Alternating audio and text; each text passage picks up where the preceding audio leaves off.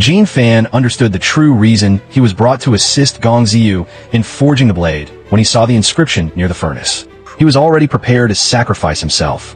Ever since the old sword wielder ordered him to protect Gong Ziyu, he had understood his mission in life. Now, even if it meant sacrificing himself for the trial's success, he would not hesitate. But Gong Ziyu was unmoved. Even if the trial failed, he would never throw his longtime brother into the fire.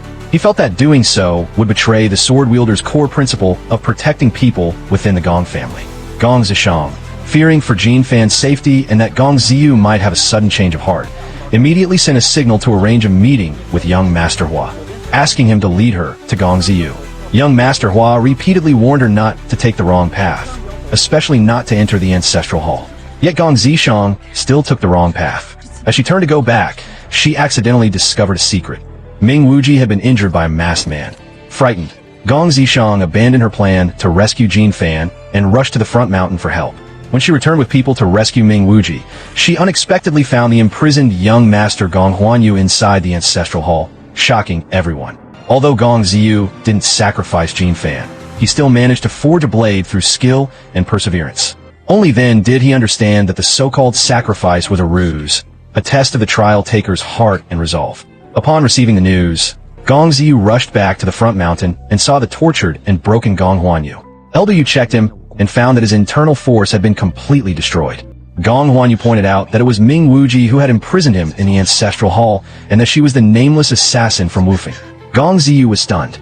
He wished this wasn't true. Though he might doubt the elder's suspicion of Ming Wuji, Gong Huanyu's own testimony left him no choice but to believe. Gong Ziyu went to see Ming Wuji. She struggled to say something to him, but her throat was damaged and she could only let out a terrifying rasp. Yet her hand clutched tightly onto Gong Ziyu, unwilling to let go. As Gong Ziyu left, he happened to meet the elder's men who had come to execute Ming Wuji. Gong Ziyu could not stop them and left in sorrow. When he returned to Ming Wuji's room, he saw the sugar-coated hawthorns she had specially prepared for him. All the moments of her care over the years flashed before his eyes, and tears silently streamed down his face. Yin Weishan came to comfort Gong Ziyu. He asked whether all Wufeng members were cold and heartless. Yin Weishan explained that Wufeng taught people to cut off emotions and love, which was why their actions seemed devoid of feeling. Since coming to the Gong residence, she had a profound realization. The Gong family uses blades, Wufeng uses swords. A blade is single-edged, capable of protecting and killing. A sword is double-edged, hurting both others and oneself. Gong Ziyu again asked Yin Weishan if she liked him. He tried to test her with a fake truth herb, but Yin Weishan saw through it. This time, she spoke her true feelings. She truly liked Gong Ziyu and could even do anything for him. Gong Ziyu also declared firmly that no matter what, his choice would always be Yin Weishan. This was the oath herb. He made a solemn vow. Gong Yuanzheng excitedly went to find Gong Shangjue. Shangguan Qian, seeing this, curiously asked about it, and learned that the cloud lotus Gong Yuanzheng had cultivated had bloomed. He kept 2 flowers for himself and his brother, and gave the third to Elder Yu for research. Shangguan Qian was disappointed to learn she wasn't considered. The two then had a verbal spat. Shangguan Qian said the mat Gong Yuanzheng gave to Gong Shangjue ended up being given to her, while Gong Yuanzheng sarcastically called her green tea. Shangguan Qian met with Yin Weishan to obtain a map of the secret exit from the Gong residence. Remembering Gong Ziyu's assessment of Shangguan Qian, Yin Weishan didn't mention the half-moon fly, but handed her the map of the secret exit anyway. Shangguan Qian then secretly left the Gong residence to meet Han Yasi and discussed launching an attack during Gong Shangjue's recovery period to eliminate the Gong residence in one strike. Yin Weishan took out the words Ming Wuji had left for Gong Ziyu, which stirred his sorrow. Gong Ziyu asked her for a gift. Yin Weishan made a knife handle for him, but her message disappointed him. To meet is to part, spoke more of farewell than reunion. Gong Ziyu expressed that meeting was fine, but he didn't want to part. They should stay together forever. After returning, Shangguan Qian speculated on Gong Shangjue's intentions, believing he didn't want Gong Ziyu to become the sword wielder. Gong Ziyu's weakness was Yin Weishan. She presented irrefutable evidence of Yin Weishan being a Wufeng spy, a drawing that marked all the hidden sentries in the Gong residence, and a map of the secret passages in and out of the palace. Meanwhile, as Yin Weishan prepared to leave the Gong residence with great reluctance, she was stopped by Gong Yuanzheng in one of the hidden paths, and brought back to the Gong residence. Gong Shangjue took out the secret passage map and questioned her. She didn't deny that she had drawn it. She explained that when she first arrived at the Gong residence, She was unfamiliar with the paths and had casually sketched it to avoid getting lost. However, the annotations on the map betrayed her. She had written down all the times and shifts of the secret sentries, which clearly contradicted her claim of it being a guide map. Elder Hua was furious and raised his blade to execute the Wufeng spy on the spot. Just then, Gong Ziyu suddenly appeared and used his newly forged blade to block Elder Hua, engaging him in a fierce fight.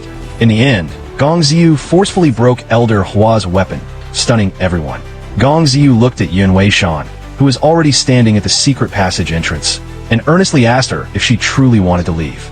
Yun Weishan expressed that both Wufeng and the Gong residents were the same, high walls trapping her freedom. Now, her only wish was to leave, and she told Gong Ziyu to forget that he ever met a woman named Ayun.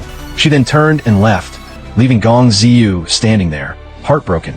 As Yun Weishan reluctantly left the Gong residence, the crowd wanted to stop her and even issue a kill order.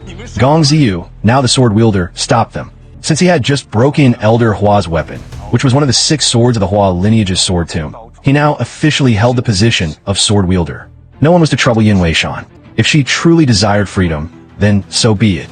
Everyone obeyed and knelt before Gong Ziyu. Gong Shangjue and Gong Yuanzheng also knelt helplessly. In the old Dust Valley, Yun Weishan encountered members of Wufeng. They had gathered all their elite forces to wipe out the Gong family in one strike. Yun Weishan was taken by Wang to the Wanhua Pavilion, where the plan to attack the Gong residence was revealed to her. She was also told to pose as the bride and participate in the mission. Yun Weishan didn't want to stay at the Wanhua Pavilion, so she made up an excuse to leave. The group ordered Han Yasi to keep a close eye on her, as they didn't fully trust Yun Weishan. After leaving the Wanhua Pavilion, Yun Weishan found a way to get a flower rope vendor to notify Gong Ziyu and deliver Wufeng's plan to him. She then encountered Han Yasi. After questioning her true intentions, he decided to let her go. The matter of Yun Kei already made him feel guilty. He didn't want Yun Weishan to follow Yun Kei's path. Yun Weishan looked at Han Yasi and remembered all the moments during their training at Wufeng. She knew that Han Yasi liked watching sunsets, as it was a reflection of his melancholy. So after ranking first in one assessment, Yun Weishan requested a reward to watch a sunrise with Han Yasi. She told him that no wall in the world could block the rising sun, hoping to change his outlook with this gesture. After Yun Weishan left, Gong Ziyu felt a bit lonely. He knew the responsibility he bore and went to the Hua lineage to continue mastering the Mirror Flower 3 techniques. But this technique, among the Flower, Snow, and Moon lineages, was the hardest to master. Even the former sword wielder had only grasped 2 moves. Gong Ziyu could only practice slowly according to young Master Hua's guidance. Since Gong Ziyu had become the sword wielder, Elder Hua shared the secret of the boundless fiery stream with him. This involved the Gong family's founding secret. Long ago, mutated humans were discovered behind the mountain of the Gong residence. To prevent them from wreaking havoc, the Gong ancestors developed the boundless fiery stream. Its power was immense and could only be used in the event of annihilation of the Gong family. It was sealed, and the blueprints were divided, one part hidden in the Hua lineage, the other tattooed on each sword wielder's body. Suddenly, bad news came from the front mountain. The place where Gong Zishang was developing gunpowder had exploded. Gong Zishang was seriously injured. Luckily, thanks to Elder Yu's efforts, her life was saved, but it was uncertain when she would wake up. Jin Fan deeply regretted not expressing his love when she was still conscious. Gong Ziyu comforted him, urging him to believe she would recover soon. Jin Fan caught fireflies to make a lantern for Gong Zishang and sat by her bed, muttering his hopes that she would wake soon and that he would do anything for her. Unexpectedly, Gong Zishang suddenly spoke and told him to marry her. Jin Fan was stunned.